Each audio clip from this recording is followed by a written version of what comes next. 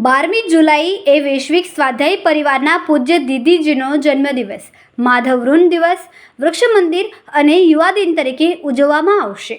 12મી જુલાઈ ઈસવીસન 1957ના શુભ દિને આઠવલે કુળમાં દીકરીનો જન્મ થયો। દીકરી રૂપે આઠવલે કુળમાં એક વધુ તેજસ્વી ચેતનાનો ઉમેરો થયો હતો। તેથી શ્રી પાંડુરંગ દાદાજી સહિત આઠવલે કુળમાં બધાને આનંદ થયો અને આ દીકરીનું નામ રાખવામાં આવ્યું જયશ્રી। આ નાનકડી જયશ્રી જેમ જેમ સમય જતાં દાદાજી, તાઈજી સહિત કરોડો સ્વાધ્યાયીઓના હૃદયમાં દીદીજીના હુલામણા નામથી સૌ બોલાવવા માંડ્યા।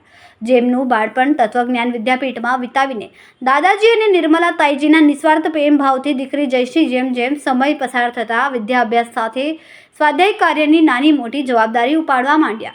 સમય જતાં તેમના લગ્ન તળવરકર કુળના શ્રી નિવાસ રાવ સાહેબ સાથે થયા અને જયશ્રી દીદીજી તળવરકર કુળમાં ધનશ્રી તળવરકર તરીકે સો આદરભાવથી બોલવા માંડ્યા। દીદીજી પણ સંસારની દરેકે દરેક જવાબદારી સાથે સ્વાધ્યાય કાર્યની જવાબદારી પણ સંભાળતા હતા। પાંડુરંગ શાસ્ત્રી આઠવલે દાદાજીના 80મા વર્ષને વિશ્વ અખિલ સ્વાધ્યાય પરિવારમાં નર્મદા નદીના તટ પર અશીતિ વંદનાના જાહેર કાર્યક્રમમાં દાદાજીએ સ્વાધ્યાય પ્રવૃત્તિઓનું સુકાન તેમના દત્તક દીકરી જયશ્રી ઉર્ફ ધનશ્રી તળવરકર દીદીજીને આપવામાં આવ્યો। તેમના દીકરી હતા તેથી નહીં પણ દીદીજીમાં રહેલા ગુણો, ચારિત્ર્ય, નમ્રતા, તેજસ્વીતા, શિસ્તતા, નાના મોટા સૌ સ્વાધ્યાયીઓ સાથે સ્નેહભાવ, પ્રેમ અને શિસ્તબદ્ધ રીતે વાતચીત કરવી, અનેક નેશનલ ઇન્ટરનેશનલ કોન્ફરન્સમાં વિશ્વના ફિલોસોફરો અને મહાનુભાવો સમક્ષ સ્વાધ્યાય કાર્યનો ઉદ્ઘોષ કરવો, તેથી દાદાજીએ મૂકેલા વિશ્વાસથી સમગ્ર સ્વાધ્યાય પરિવારની જવાબદારી પૂજ્ય દીદીજી આજે પણ શ્રી યોગેશ્વર કૃષ્ણ ભગવાન અને દાદાજીના આશીર્વાદથી નાના મોટા સૌ સ્વાધ્યાયીઓ સાથે મળીને મક્કમતાથી એ જ રીતિ પદ્ધતિથી આગળ ધપાવી રહ્યા છે।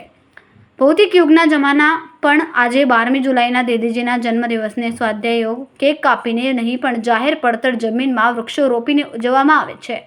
ભારત સહિત વિશ્વભરમાં આજે હવામાન વાતાવરણમાં બદલાઈ રહ્યું છે। તાપમાનનું પ્રમાણ પણ વધી રહ્યું છે।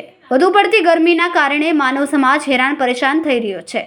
પર્યાવરણવાદીઓ ચિંતિત થઈને આનો ઉકેલ લાવવા માટે સરકાર સહિત અનેક લોકો પ્રયત્ન કરી રહ્યા છે।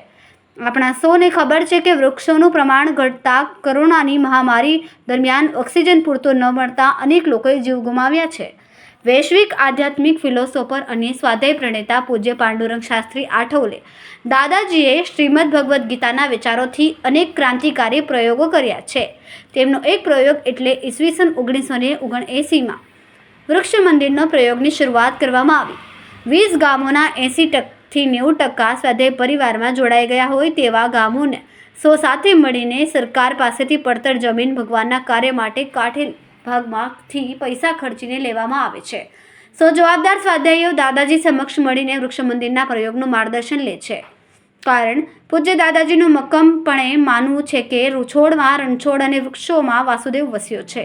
4 દિવાલ કે ચૂના કે પથ્થરથી ઊભા કરાયેલા દેવાલયો કે મંદિર નહીં પણ વૃક્ષ મંદિર એટલે ધરતી માતાના ખોળે રમતું દેવાલય, જેને નથી દ્વાર કે નથી 4 દિવાલ, માત્ર ત્યાં લહેરાતો કુદરતી હરિયાળો ભાવ પ્રેમ વૃક્ષ એ તો સ્થિત પ્રજ્ઞનો મૂર્તિવંત આદર્શ છે। તેનું જીવન જ માનવીને તેની થવાની પ્રેરણા આપે છે। તેથી તો આપણા ઋષિઓએ તેનું પૂજન કરતા હતા। કમ્યુનિસ્ટોએ નાના નાના કમ્યુન્સ લઈને આર્થિક દ્રષ્ટિએ તેમના ખેતીવાડીઓના પ્રયોગ કર્યો। પાંડુરંગ શાસ્ત્રીએ પણ નાના નાના કમ્યુન્સ ઘટકો એટલે કે ગામોના લોકોને સાથે લઈને વૃક્ષ મંદિરનો એક પ્રયોગ સાકારિત કરીને સિદ્ધ કરી આપ્યું કે કોઈપણ જાતના ભૌતિક કે આર્થિક ફાયદાઓ વગર કેવળ ભક્તિની પ્રેરણાથી આવા નાના મોટા ગામોમાં એકત્રિત થઈને કોઈપણ જાતના ભેદભાવ વગર કાર્ય કરી શકે છે અને 100 ગામોમાં એકતા નિર્માણ થાય છે। પાંડુરંગ શાસ્ત્રીએ હજારો બાલતરુની વૈદિક મંત્રોચ્ચારથી પ્રાણ પ્રતિષ્ઠા કરાવીને તેના મંદિરનું પાવિત્ર નિર્માણ કર્યું અને આ રીતે હજારો વૃક્ષો વાવેલા ઈંટ ચૂનાના બાંધકામ વગરનું અને આરસની ફરસ વગરનું આખું ઉપવન જ એક મંદિર બની ગયું।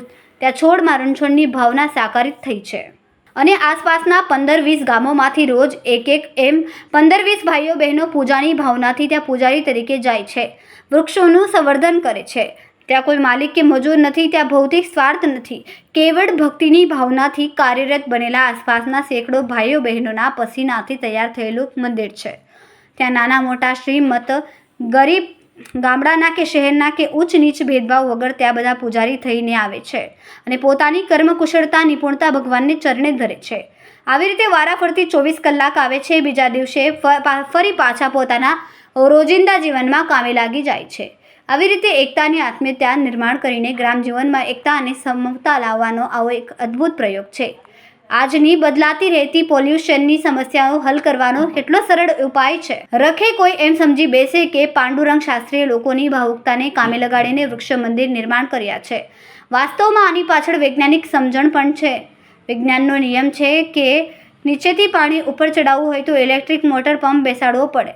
તો નીચેનું પાણી ઉપર ચડે તો આ વૃક્ષ મૂળિયાનું પાણી ઊંચી ડાળીમાં કેમ ચડે, પાંદડા કે ફળો સુધી કેમ પહોંચે છે? ત્યાં કોઈએ પંપ ગોઠવ્યો છે. તો વૃક્ષોમાં રામ બેઠા છે, અંદર ભગવાન બેઠા છે, તેથી આ થાય છે. વિજ્ઞાનનું માનવું છે કે કેશાકર્ષણનો નિયમ પણ અમુક ઊંચાઈ સુધી જ કામે લાગે છે. તો અહીં કેશાકર્ષણ નહીં, કેશવાકર્ષણ છે. અમારી બુદ્ધિમાં આ સમજણ પાકી બેઠી છે, માટે અમે અંદરના કેશવનું પૂજન કરીએ છીએ. આવા ભારતભરમાં લગભગ 27 જેટલા વૃક્ષ મંદિર નિર્માણ થયા છે, જેમાં હજારો વૃક્ષારોપણ કરવામાં આવ્યું છે. ઈસવીસન 1990માં દાદાજીએ માધવ વૃંદનો પ્રયોગ આપ્યો છે. સરકારી ખર્ચ, જંગલ ખાતાના અધિકારીઓ, પર્યાવરણવાદીઓ, વૃક્ષો વાવોની ઝુંબેશને પાંડુરંગ શાસ્ત્રી આઠવલે દાદાજીએ સુંદર ભાવનાત્મક રૂપ આપ્યું છે અને ઘરે ઘરે, ગામે ગામ, શહેરમાં વૃક્ષોનો આ ભાવનાથી ઉછેર થાય છે. તે માટે 12મી જુલાઈએ વૃક્ષો વાવવાનો માધવ વૃંદનો ક્રાંતિકારી પ્રયોગ પૂજ્ય દાદાજીએ કોઈપણ જાતના જાહેરાત વગર, સરકારી સહાય વગર વૃક્ષ મંદિર અને માધવ વૃંદના પ્રયોગ નિર્માણ કરીને સમાજમાં એકતા લાવીને ધરતી માતાને કૃતજ્ઞતા વ્યક્ત કરે છે. તેથી શ્રી પાંડુરંગ શાસ્ત્રી આઠવલે દાદાજીના વૃક્ષ મંદિરના પ્રયોગને ધ્યાને લઈને જમીનના ઉત્કૃષ્ટ ઉછેર અને વૃક્ષારોપણ પદ્ધતિ માટે ભારતીય રાષ્ટ્રીય પડતર જમીન વિકાસ બોર્ડ, ભારત સરકાર દ્વારા પાંડુરંગ શાસ્ત્રી આઠવલે દાદાજીના વૃક્ષ મંદિરના પ્રયોગને ઈસવીસન 1987માં ઇન્દિરા પ્રિયદર્શિની વૃક્ષમિત્ર એવોર્ડ આપીને જાહેરમાં સન્માનિત કરવામાં આવ્યા. તથા આજના યુવાનો પણ આજના દિવસે એટલે કે 12મી જુલાઈએ વેલકમ મિલન રાખીને નવા યુવાનો જોડાય છે અને નવા યુવા કેન્દ્ર ઊભા કરવાનો સંકલ્પ લઈને સંસ્કૃતિ કાર્યમાં, ભગવત કાર્યમાં જોડાઈને પોતાના જીવનમાં ભૌતિક અને ટેકનોલોજીના જમાના અસ્મિતા, કૃતજ્ઞતા, તેજસ્વીતા લાવીને જીવન જીવવાનો પ્રયાસ કરે છે. અને આજે 12મી જુલાઈએ સ્વાધ્યાય પરિવારના આદરણીય, વિશ્વવંદનીય પૂજ્ય દીદીજીનો 70મો જન્મદિવસ માધવ વૃંદ વૃક્ષ દિવસ યુવા દિન તરીકે ઉજવવામાં આવે છે. આજરોજ 12મી જુલાઈના પૂજ્ય દીદીજીના જન્મદિવસે યોગેશ્વર કૃષ્ણ ભગવાનની કૃતજ્ઞતા હૃદયપૂર્વક પ્રાર્થના કરીએ છીએ તેવું તેમનું સ્વાસ્થ્ય સારું રહે. આજના મુખ્ય સમાચાર. વિશ્વ અખિલ સ્વાધ્યાય પરિવારના પરિણતા પરમ પૂજ્ય પાંડુરંગ શાસ્ત્રી આઠવલે દાદાજીના દિવ્ય દીકરી એવા આદરણીય, વિશ્વવંદનીય જયશ્રી દીદીજીનો જન્મદિવસ, જેને સમગ્ર સ્વાધ્યાય પરિવાર 12મી જુલાઈ માધવવૃંદ દિન, વૃક્ષ મંદિર દિન અને યુવા દિન તરીકે ઉજવે છે.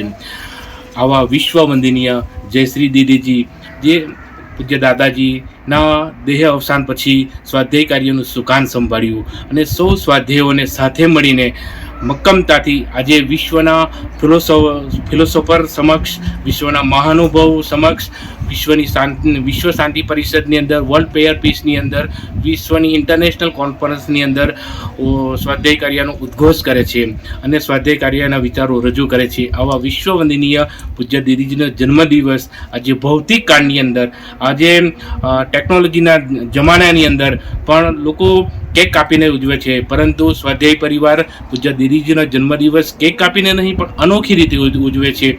માધવવૃંદ એટલે કે પૂજ્ય દાદાજીએ ઈસવીસન 1990ની અંદર આપેલો એક આ મહત્વનો પ્રયોગ છે માધવવૃંદ, કે પૂજ્ય દીદીજીના 12મી જુલાઈના જન્મદિવસે સમગ્ર સ્વાધ્યાય પરિવારના કરોડો લોકો વૃક્ષોનું રોપાણ કરે છે.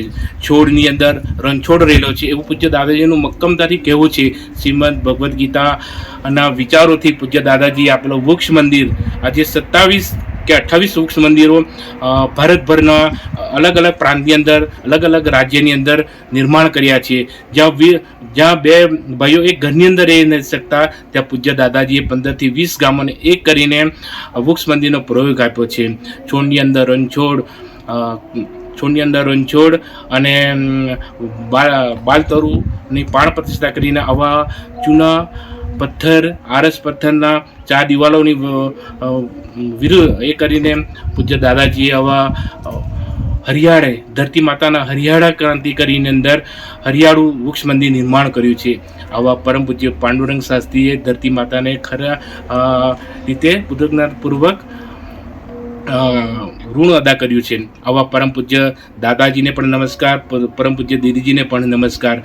આવા મહાન કાર્યના પરમ પૂજ્ય દાદાજીને દીદીજીના આજે 12મી જુલાઈના માધવવૃંદ દિન, વૃક્ષ મંદિર દિન અને યુવા દિન નિમિત્તે 70મા જન્મદિવસ છે. ની સાથે સાથે શ્રીમદ ભગવદ્ ગીતા પાઠશાળાના પણ 100મા વર્ષની શતાબ્દી મહોત્સવ ઉજવી રહ્યા છીએ અને પરમ પૂજ્ય પાંડુરંગ શાસ્ત્રી આઠવાલે દાદાજીના પત્ની નિર્મલા તાઈજીનો પણ 100મું વર્ષ ચાલે છે, 100મો જન્મદિવસ ચાલે છે. તો જે પૂજ્ય તાઈજીએ પોતાનું સમગ્ર જીવન સ્વાધ્યાય કાર્યની અંદર ઉત્પત કરી દીધું, સમગ્ર જીવન અર્પણ કરી દીધું, એવો પૂજ્ય દાદાજીના પત્ની નિર્મલા તાઈજીને પણ કૃતજ્ઞતાપૂર્વક નમસ્કાર કરીએ છીએ. અને 12મી જુલાઈ 1957ના રોજ જન્મેલા એવા પરમ પૂજ્ય વિશ્વની આદરણીય જયશ્રી દીદીજીના 2024માં 70 વર્ષ પૂર્ણ થાય છે. તો એમનું સ્વાસ્થ્ય સારું રાખે એવી ભગવાન યોગેશ્વરને અને પરમ પૂજ્ય દાદાજીને અમે પ્રાર્થના કરીએ છીએ. સૌને જય યોગેશ્વર, યોગેશ્વર નમસ્કાર. સાઉથ આફ્રિકાના સોશિયલ મીડિયાના ઇન્ટરનેશનલ ઇન્ડિયન રિપોર્ટર વિનય પટેલ, સત્યનો અવાજ ગુજરાતી ન્યૂઝ.